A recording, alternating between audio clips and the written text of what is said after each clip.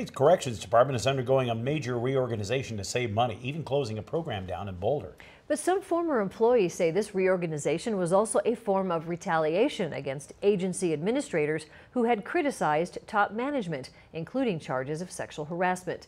In the first of a two-part special report on the changes, KPAX's Mike Dennison examines what happened and why. State Corrections Director Reginald Michael announced a reorganization September 26th, the same day that employees heard the results of an outside report on the work environment at the agency. Sources told MTN News that the report, initiated by the governor's office, chided some DOC managers for poor communication, resisting change, and not welcoming the new director, who began last year. The report also recommended the reorganization, which eliminated at least 3 top positions and consolidated others.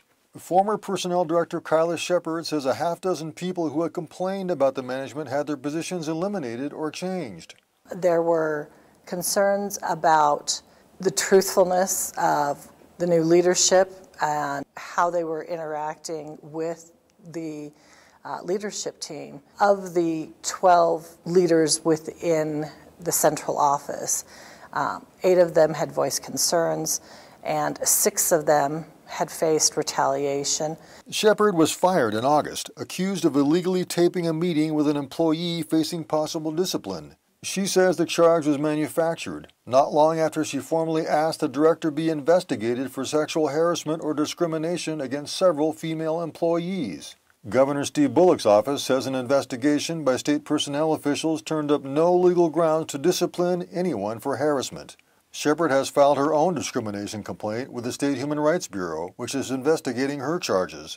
Correction officials told MTN News the reorganization streamlines the agency and will help it better achieve its goals. Those goals include carrying out justice reinvestment, a set of sentencing reforms enacted last year, meant to reduce the number of people in prison and repeat offenders.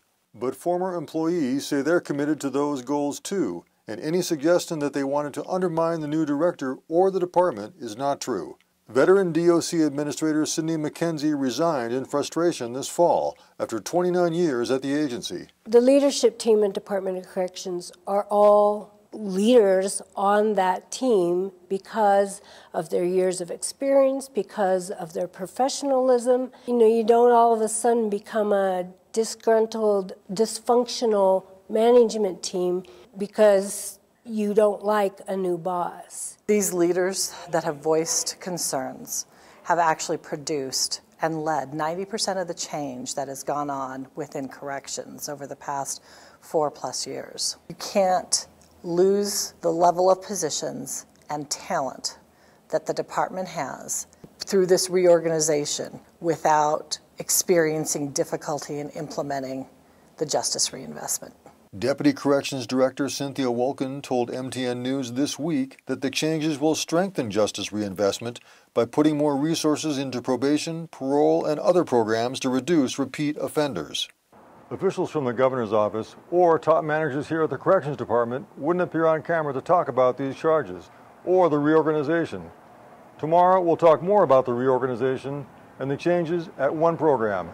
Reporting from Helena, Mike Dennison, MTN News. You can find Mike Dennison's more detailed report on the DOC reorganization on our website, KPAX.com.